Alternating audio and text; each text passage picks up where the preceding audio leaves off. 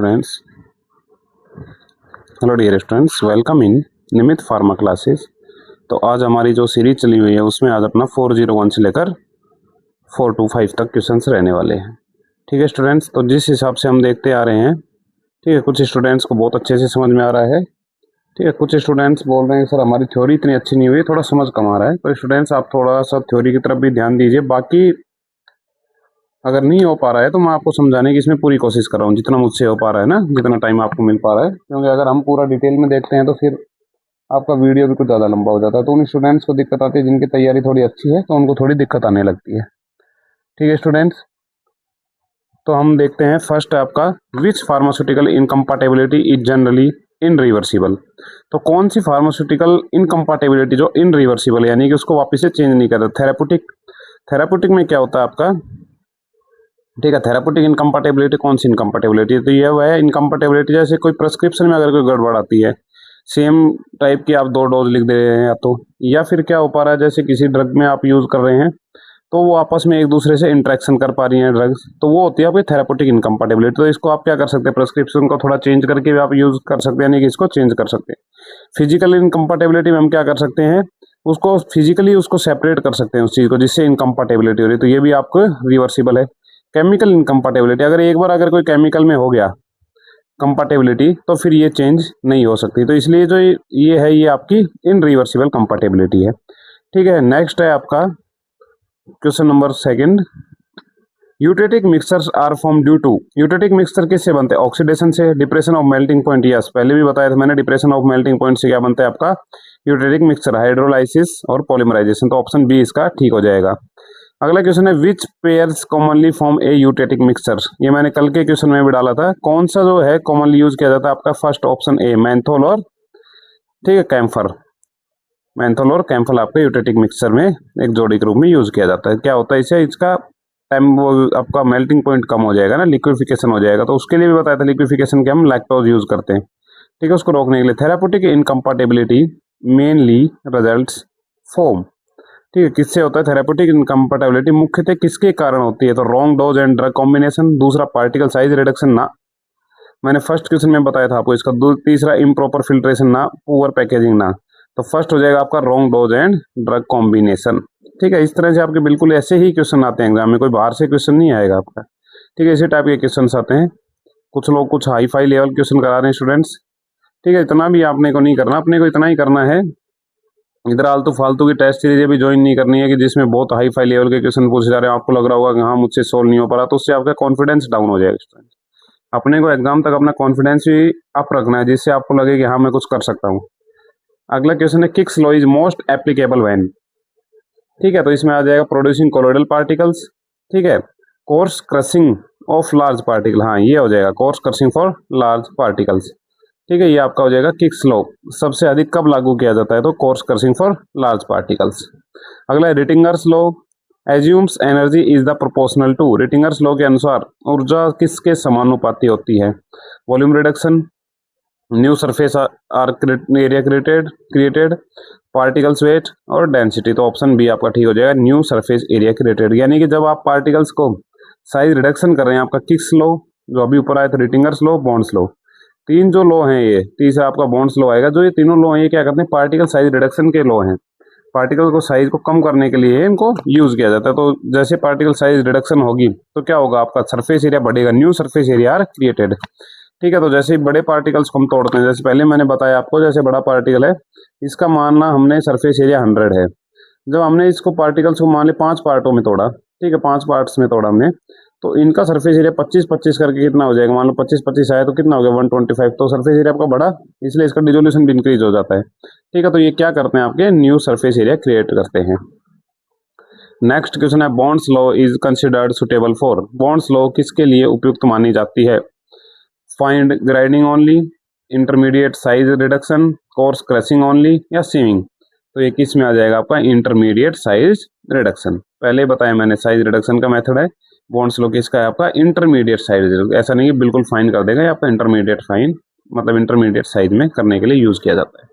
ठीक है स्टूडेंट, बिल्कुल इजी है पूरी। मैंने आपको आज देखो ये सुटिक्स का लास्ट क्लास है, ठीक है, सुटिक्स आपकी कंप्लीट हो चुकी है। जिन स्टूडेंटों ने लगातार पूरा वीडियो देखा होगा ना अभी तक, अगर जिन स्टूडेंट को समझ भी नहीं आया या अभी ज्वाइन किया जिन्होंने, ठीक है, वो मैं बोलता हूँ उनको एक बार आप पूरा एक से लेके जो मैंने फर्स्ट से जो वीडियो डालना शुरू किया है इस सीरीज का, ठीक है, पहले एक टैबलेट का और उसके भी डाले थे एमसीक्यूज आपके प्लाज्मोडियम वगैरह के, तो उनको भी देखिए जिसने पूरी ये सुटिक्स के एमसीक्यूज लगाए हैं जिन्होंने। और अब मैं एक बात बोलता हूँ, आप एक बार दोबारा एक एक वीडियो को देखना, पहले फार्म आपका जो भी नोट्स है थ्योरी के उसको पढ़ना, उसके बाद क्वेश्चंस लगाना, उसमें और इसमें आपको फर्क दिखेगा। जो मैं समझा रहा हूँ फिर वो भी समझ आने लगेगा।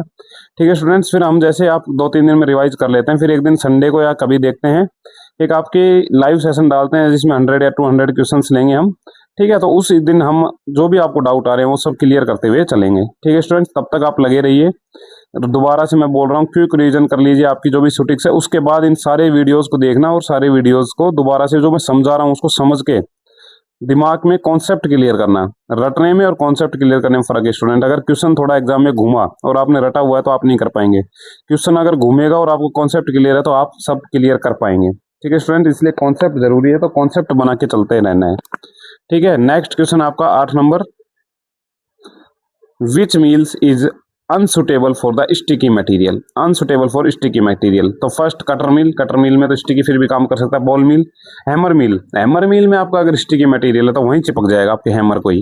ठीक है, तो आपके क्या आ जाएगा, हैमर मिल, क्योंकि कोलोइडल मिल में तो आप कौन से यूज करते हैं, सस्पेंशन और इमल्सन के लिए। ठीक है, ये हो गया आपका। नेक्स्ट है आपका question number 9, ball mill reduce particle size mainly by compression only, impact and attraction, cutting only या शेयरिंग ओनली।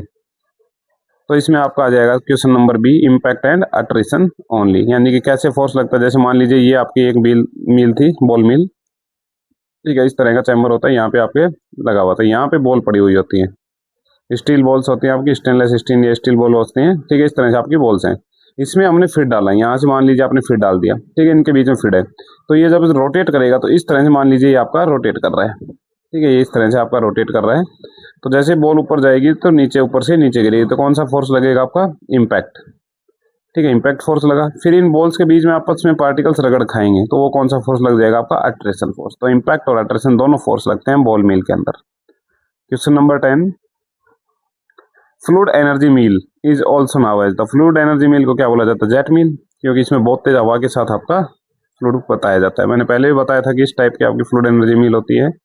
ठीक है, जैसे ये हो गया, इसमें आपका फीड भरा हुआ होता है, यहाँ से बहुत हॉट एयर जेट, मतलब हॉट एयर नहीं, एयर जेट के स्पीड पे आपकी एयर दी जाती है, जिससे पार्टिकल्स इस तरह से रोटेट करते हैं, इसमें साइक्लोन की तरह आपस में इम्पैक्ट और अट्रैक्शन दोनों फोर्स लगाते हैं, इसलिए इसको जेट मिल भी बोला जाता है। नेक्स्ट क्वेश्चन आपका 11 नंबर क्वेश्चन, यानी 411। ठीक है, fluid energy mill is mainly use for the, जो फ्लूइड एनर्जी मिल मेनली किस में यूज की जाती है, आपके माइक्रोनाइजेशन में। ठीक है, माइक्रोनाइजेशन पार्टिकल्स में यूज की जाती है।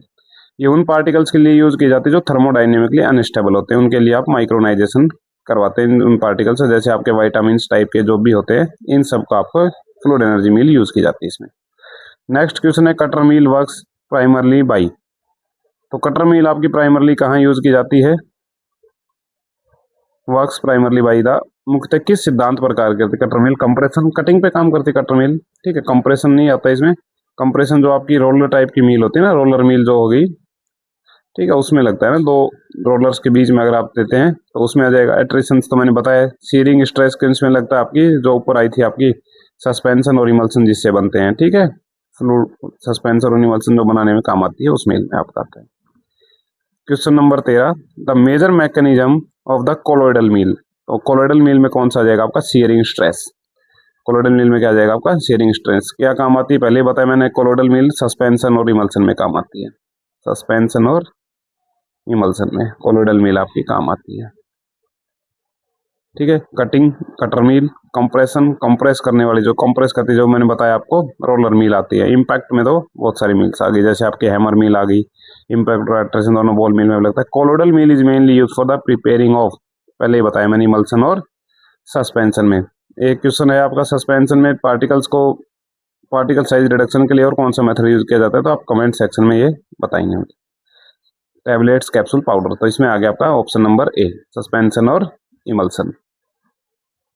ठीक है, नेक्स्ट है, which homogenizers operates on rotor starter principle, ठीक है, एक रोटर लगा हुआ था, एक स्टार्टर लगा हुआ था। कौन काम करता है आपका? सिल्वर्सन होमोजेनाइजर। तो क्या होता है इसमें? सिल्वर्सन होमोजेनाइजर होता है। ठीक है, ये आपकी मील्स आ गई। सिल्वर्सन होमोजेनाइजर होता है जो। सेग्रेशन 16 नंबर क्वेश्चन आपका। Segregations of powder mixture mainly occur due to. Powder मिश्रण का सेग्रीगेशन मुख्यतः किस कारण होता है? तो इसमें आ गया आपका same particle size, difference in particle size and density.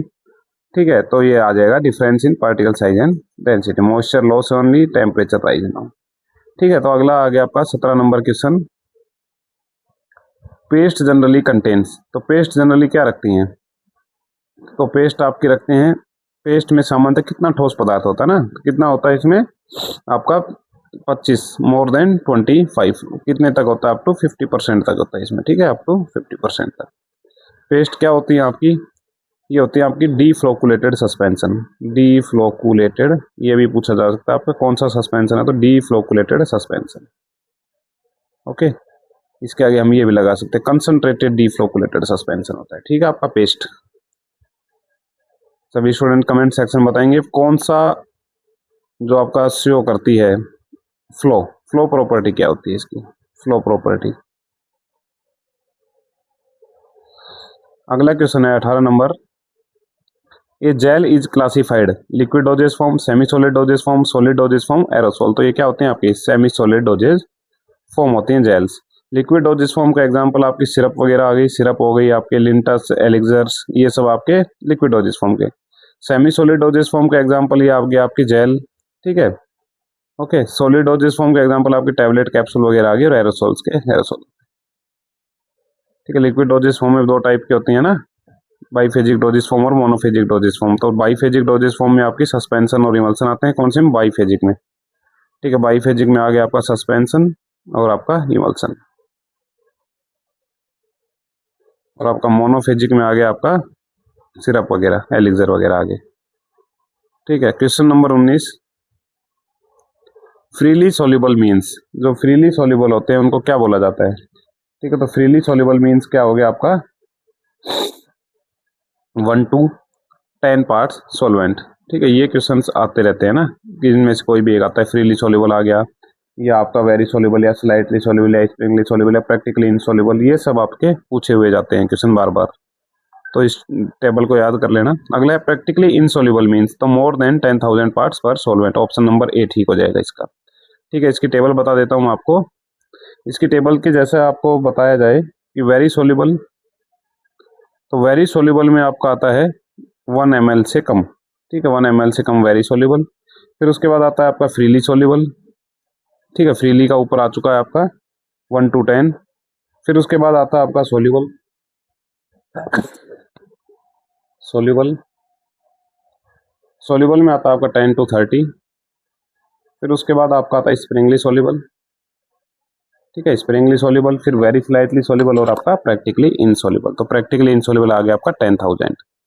अगला है which filter medium is commonly use to sterilisation of heat sensitive solution. कि वह उष्मा संवेदनशील घोलों के स्टरलाइजेशन हेतु सामान्य कौन सा फिल्टर माध्यम उपयोग में लाया जाता है? ठीक है, यानी कि जो आपके क्या होंगे, लाइट के कांटेक्ट में आते हैं, खराब हो जाए, उस मटेरियल के लिए कौन सा यूज किया जाए? कॉटन। कॉटन से फिल्टर नहीं हो पाएगा, मेम्ब्रेन फिल्टर हो सकता है इसका ना। कौन सा हो सकता है?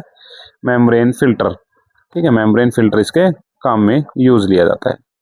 नेक्स्ट आपका question number 22। Soxhlet apparatus is mainly use for. तो सॉक्सलेट एपरेटस किसके काम में आता है आपका? Continuous hot extraction. किसमें काम आता है आपका? Continuous hot extraction. तो सॉक्सलेट एपरेटस क्या है? ठीक है, स्टूडेंट्स ने देखा भी होगा, लैब में भी प्रैक्टिकल करके भी देखा होगा सॉक्सलेट एपरेटस का। तो इस तरह का आपका एक होता है सॉक्सलेट एपरेटस। जैसे ये नीचे आपका क्या लगाया जाता है? बर्नर। ठीक है, गर्म करने के लिए ये नीचे बर्नर हो गया आपका। ठीक है, ये आपका बर्नर हो गया। इसके ऊपर आपका इस तरह से,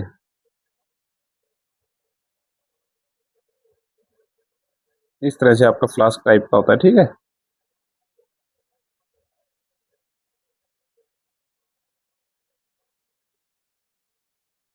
कंडेंसर लगा हुआ होता है इस पे।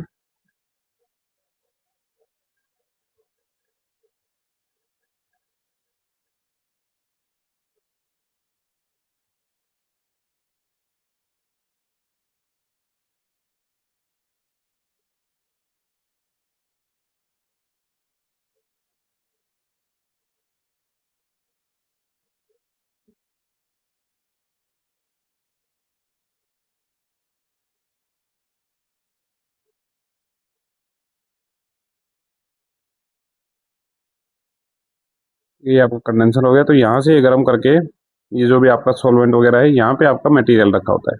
तो जैसे ही वो भाप बन के जाता है इधर से, ये आपका कहाँ चला गया, इसके अंदर। जब ये इसके अंदर जाता रहता है तो यहाँ ऊपर से ठंडा होकर भी पानी इसमें गिरता रहता है। जब ये इसका एक्सट्रैक्ट निकलेगा ये नीचे आएगा, फिर ये ऐसे जाता रहता है। ठीक है, तो कंटिन्यूअस हॉट पर्कुलेशन होता है, कंटिन्यूअस हॉट। ठीक है, आपका एक्सट्रैक्शन होता है, इसी को क्या बोला जाता है, आपका सॉक्सलेट एपरेटस। डायग्राम थोड़ा समझ नहीं आएगा आपको, ऐसे ही बनाना आता है। ठीक है, पर्कुलेशन जो उसके बाद है, जो पर्कुलेशन है, पर्कुलेशन क्या होता है, ये आपका प्रोसेस एम भी बोला जाता है। इसको कौन सी प्रोसेस बोला जाता है, प्रोसेस एम। कई बार ये भी पूछ लिया जाता है कि प्रोसेस एम क्या है, तो आप क्या बताएंगे, पर्कुलेशन। ठीक है, प्रोसेस, पर्कुलेशन की प्रोसेस पी है। और आपका मैसिरेशन की क्या बोला जाता है उसको, प्रोसेस एम। मैसिरेशन को कौन सी प्रोसेस बोलते हैं, प्रोसेस एम। ठीक है, डिस्टिलेशन, डिस्टिलेशन एक आपका वाटर का डिस्टिलाइजेशन का प्रोसेस होता है। तो ये हो गया आपका 22 नंबर क्वेश्चन। ऑप्शन आ जाएगा आपका कंटिन्यूअस हॉट पर्कुलेशन। इसमें सॉल्वेंट एक लिमिटेड टाइप का होता है ना, एक लिमिटेड ही सॉल्वेंट होता है। Standard condition of autoclave are, autoclave के लिए स्टैंडर्ड कंडीशन क्या होगी, 121 degree Celsius, 15 minute, 15 PSI temperature. ठीक है, ये बाकी सब किसके लिए हो गए, ये आपके हॉट एयर ओवन है ना, हॉट एयर ओवन का होता है ना ये बाकी आपका किसका हो गया, स्टरलाइजेशन का काम। मैकेनिज्म क्या होती है ऑटोक्लेव की, आपकी होती है कोगुलेशन। ये क्या करता है, जो भी आपका बैक्टीरिया जो भी आपका यूज करे जिसको भी स्टरलाइज करने के लिए, वो क्या करता है, उसके जो DNA वगैरह है, उसका जो प्रोटीन है बॉडी का, उसको क्या करा देता है, कोगुलेट करा देता है आपका। ठीक है, नेक्स्ट है dry heat sterilization carried out in autoclave hot air oven आ जाएगा। इसका ऑप्शन क्या आ जाएगा आपका, हॉट एयर ओवन। तो ये क्या करता है, ड्राई हीट स्टरलाइजेशन करता है। बाकी आपका जो ऑटोक्लेव था वो कौन सा था, मॉइस्ट हीट स्टरलाइजेशन। ठीक है, मॉइस्ट हीट स्टरलाइजेशन आपका क्या हो गया, ऑप्शन नंबर जो बताया मैंने उसका, ये क्या हो गया, ड्राई हीट स्टरलाइजेशन, जो हॉट एयर ओवन का काम करता है।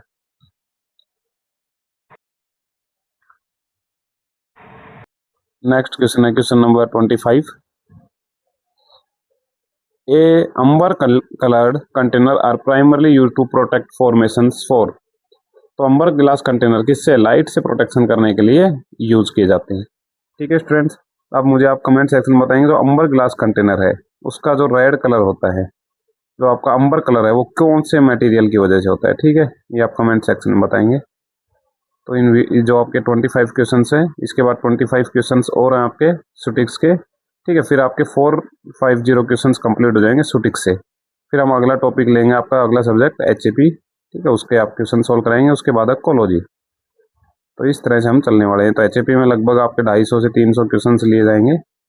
ओके, मिलते हैं नेक्स्ट वीडियो में, तब तक के लिए जय हिंद, जय भारत।